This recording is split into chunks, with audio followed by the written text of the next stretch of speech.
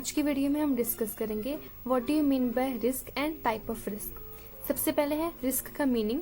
Risk refers to the possibility that something unpleasant और dangerous might happen. Simple, it is a possibility कि कुछ unpleasant या कुछ dangerous ना हो जाए आपके साथ। फॉर एग्जाम्पल, जब भी आप गाड़ी चलाते हो, ठीक है, तो वहां पे अनप्लीजेंट क्या होता है कि आपका एक्सीडेंट ना हो जाए, ठीक है, तो वो एक टाइप का रिस्क होता है। उसके बाद नेक्स्ट है टाइप ऑफ रिस्क। सबसे पहले है strategic risk. These risk associated with operating in a particular industry. कहते हैं ये ऐसे रिस्क होते हैं जो आपकी ऑपरेशन, ठीक है, या आपकी स्ट्रेटेजी को इफेक्ट करते हैं। एग्जाम्पल, चेंज इन डिमांड, जैसे कि अगर आपकी इंडस्ट्री में डिमांड चेंज होगी, ठीक है, देन अगेन आपको न्यू स्ट्रेटेजी, ठीक है, न्यू प्लान्स बनाने होंगे। उस वैसे ही इंडस्ट्री का चेंज होना, ठीक है, रिसर्च एंड डेवलपमेंट, किसी न्यू बिजनेसमैन का आना, तो ये सभी चीजें होती हैं, ठीक है, इन्हीं से आपको स्ट्रेटेजिक रिस्क होते हैं। Compliance risk. These risks are associated with the need to comply with law and regulations। कि law and regulations को फुलफिल करने के लिए आपके जो भी फैक्टर्स आते हैं, ठीक है, वो compliance रिस्क में आते हैं। For example, by insuring proper corporate governance, ठीक है, कि प्रॉपर कॉर्पोरेट गवर्नेंस को सेटअप करना, ठीक है, लीगल बिजनेस को सेटअप करना। उसके बाद नेक्स्ट है financial risk. These involve financial loss और these are the associated with the financial structure of a business। ठीक है, कि ये ऐसे रिस्क होते हैं जिनसे कहते हैं आपको फाइनेंशियल लॉस होता है। अब देखिए इनकी example, loss in a business, की आपके बिजनेस में ही आपको लॉस हो गया, ठीक है, या आपने किसी जगह पे इन्वेस्टमेंट किया है, जैसे कि आपने शेयर मार्केट में इन्वेस्ट किया, ठीक है, तो वहां पे शेयर का प्राइस कम हो गया, ठीक है, तो अल्टीमेट आपको फाइनेंशियली लॉस हो गया। Next, operational risk. These are risks associated with our business operation और administrative process। सिंपल कहते हैं ये ऐसे रिस्क होते हैं जो कहते हैं आपके बिजनेस के ऑपरेशन को इफेक्ट करते हैं। फॉर एग्जाम्पल, कि आपके बिजनेस में, ठीक है, किसी मशीन का ब्रेक डाउन होना, ठीक है, अगर मशीन ही नहीं काम नहीं किया देन आपकी प्रोडक्शन स्टॉप हो जाएगी, ठीक है, प्रोडक्शन स्टॉप हो गई देन अल्टीमेट आपको रिस्क और फाइनेंशियल लॉस हो सकता है। उसके बाद लॉस और फायर, ठीक है, और थेफ्ट इन अ बिजनेस, ठीक है, बिजनेस में किसी भी तरह का थेफ्ट होना, फायर होनी, ठीक है, ये भी ऑपरेशनल रिस्क में आते हैं। उसके बाद नेक्स्ट है speculative risk. It is a situation where the possibility of either a financial loss और a financial gain exist. Simple कहते हैं ये एक ऐसी सिचुएशन है जहां पे आपको कहते हैं फाइनेंशियल लॉस भी हो सकता है प्लस उसी के साथ ही आपको फाइनेंशियल गेन भी हो सकता है। For example, purchase of share, ठीक है, जैसे कि आपने शेयर मार्केट में इन्वेस्ट किया तो वहां पे अगर आपकी शेयर की प्राइस कम होगी देन आपको लॉस होगा, ठीक है, एंड अगर आपकी जो शेयर का प्राइस है, ठीक है, वो इंक्रीज होता है देन आपको गेन हो सकता है।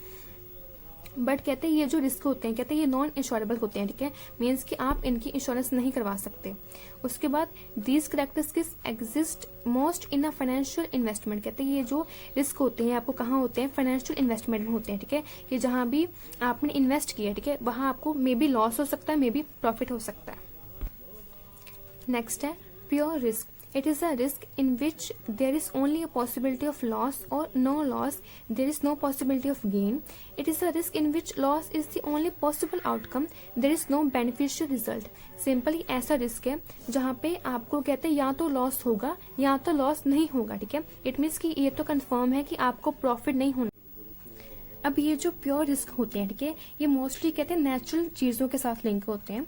जैसे कि हाँ इन्होंने एग्जाम्पल दी है कि the possibility that a person house will be destroyed due to a natural disaster, ठीक है, जैसे कि आपके कोई भी, ठीक है, वहां पे नेचुरल डिजास्टर हुआ है, ठीक है, जैसे में भी अर्थक्वेक आ गया, ठीक है, फ्लड हो गया, देन इन सभी कंडीशंस में कहते हैं पॉसिबिलिटी क्या होती है कि किसी भी एक व्यक्ति का जो हाउस है, कहते हैं वो मे बी डिस्ट्रॉय हो सकता है या नहीं हो सकता है, ठीक है, तो ये होता है pure risk. Other example of pure risk are premature death, disability, fire breakout, accident और theft। एंड ये जो रिस्क होते हैं ये फुल्ली इंश्योरेबल होते हैं, ठीक है, मीन्स कि आप इनकी इंश्योरेंस करवा सकते हैं। उसके बाद नेक्स्ट है personal risk. These are the risks that affect someone directly। कहते हैं कि वो रिस्क होते हैं जो किसी भी व्यक्ति को, ठीक है, डायरेक्ट इफेक्ट करते हैं, जैसे कि किसी का इलनेस, ठीक है, किसी का इलनेस होना, डिसेबिलिटी होना, किसी की डेथ होनी, अनएम्प्लॉयमेंट, ये सभी चीजें किसी भी एक सिंगल पर्सन को डायरेक्ट इफेक्ट करते हैं। नेक्स्ट है property risk. These are the risk that affect either personally और रियल प्रॉपर्टी, कहते हैं कि जो पर्सनल ठीक है या किसी भी रियल प्रॉपर्टी को इफेक्ट करते हैं। And these arise due to the accident, fire, obsolescence और ब्रेकडाउन, ठीक है, इन सभी चीजों की वजह से ये अराइज होते हैं। एंड इनकी एग्जाम्पल क्या है? House fire, car theft, these are the examples. अब नेक्स्ट इन्होंने प्रॉपर्टी रिस्क को क्या कहते हैं, 2 पार्ट्स में डिवाइड किया है। फर्स्ट है अ डायरेक्ट लॉस और इनडायरेक्ट लॉस। सबसे पहले है direct. A direct is the loss और damage to the property itself, कहते हैं जब भी कहते हैं आपकी प्रॉपर्टी को ठीक है इफेक्ट होता है डायरेक्टली, उससे हम कहते हैं डायरेक्ट लॉस। एंड सेकंड है इनडायरेक्ट लॉस और you can say concessional loss.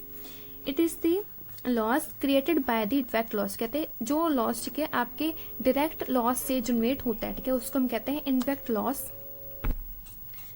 For example, if your car is stolen that there is a direct loss, but if you have to rent a car because of your theft, then you have some financial loss from the renting a car. It means कि अगर आपकी जो car है ठीक है वो theft हो गई है ठीक है, देन वहां से आपको डायरेक्ट लॉस होता है ठीक है, बिकॉज आपकी पर्सनल प्रॉपर्टी जो है वो चली गई है। बट कहते हैं उसी की वजह से ठीक है, उसी पहले वाली कार के थेफ्ट होने की वजह से ठीक है, अगर आप कहते हैं एक दूसरी कार को रेंट पे लेते हो ठीक है, देन वहां से कहते हैं आपको इनडायरेक्ट लॉस होता है ठीक है। इनडायरेक्ट का मतलब क्या है कि अगर आपकी ठीक है पहले वाली जो कार है ठीक है वो थेफ्ट नहीं हुई होती, देन आपके पास अपनी गाड़ी होती ठीक है, देन आपको एज अ रेंट पे ठीक है दूसरी गाड़ी लेने की ठीक है कोई भी नीड नहीं थी। तो आपकी पर्सनल कार का ठीक है थेफ्ट होना ये है आपका डायरेक्ट लॉस। एंड उसी की वजह से ठीक है आपने या तो न्यू कार ली ठीक है या तो आपने कोई दूसरी कार को ठीक है एज अ रेंट पे लिया, तो ये आपका इनडायरेक्ट लॉस माना जाता है। नेक्स्ट है static risk. These are connected with the loss caused by the irregular actions of a nature और mistake of a human being, कहते हैं ये वो रिस्क होते हैं जो कनेक्टेड होते हैं ठीक है इरेगुलर एक्शंस ऑफ नेचर के साथ ठीक है। ये अगर आपकी जो नेचर है ठीक है उसमें कोई इरेगुलर एक्शंस है, जैसे कि फ्लड हो गया ठीक है, अर्थक्वेक हो गया ठीक है, ये सभी चीजें, और मिस्टेक ऑफ ह्यूमन ठीक है, जैसे कोई भी ह्यूमन की मिस्टेक है ठीक है, उनकी वजह से कोई भी रिस्क होता है तो उसको हम स्टैटिक रिस्क बोलते हैं। These loss arise from the cause other than the change in economy, की जो भी आपकी इकोनॉमी है ठीक है वहां पे जितने भी चेंजेस हैं ठीक है उनके अलावा जो भी चेंजेस होते हैं ठीक है नेचर में जो चेंज होते हैं ठीक है, किसी पर्सन की जो रॉन्गफुल एक्ट है ठीक है उनकी हेल्प से ये जो है रिस्क है ये जनरेट होते हैं।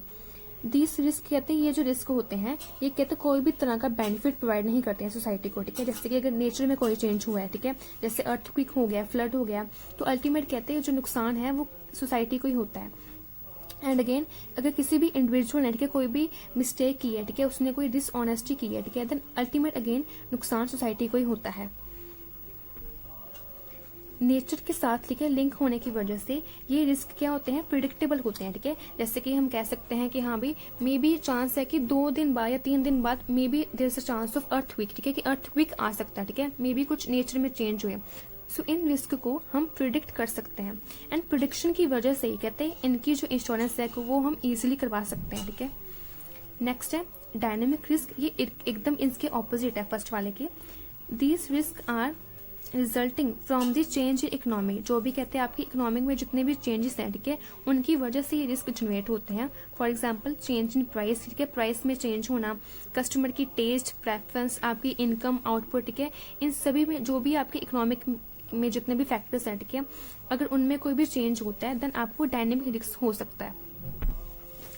नेक्स्ट है कि ये जो रिस्क होते हैं कहते हैं किसी ना किसी तरह से कहते हैं बेनिफिशियल होते हैं सोसाइटी के लिए।